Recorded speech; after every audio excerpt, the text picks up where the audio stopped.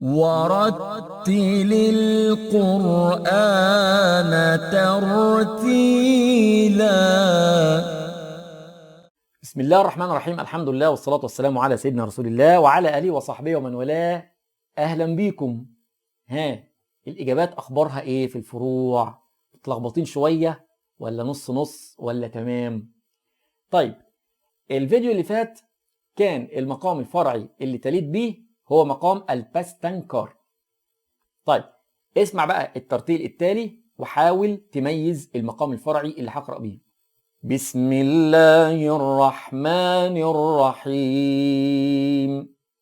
إن الذين آمنوا وعملوا الصالحات كانت لهم جنات الفردوس نزلا.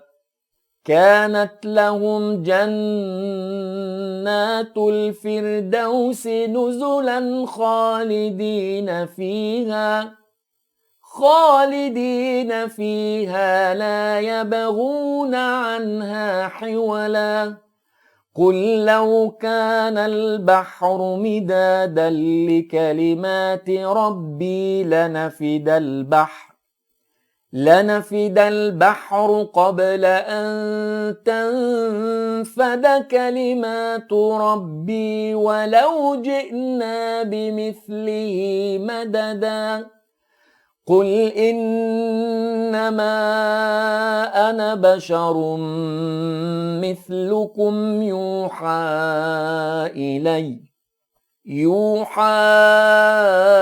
إلي أنما إلهكم إله واحد فمن كان يرجو لقاء ربه فليعمل عملا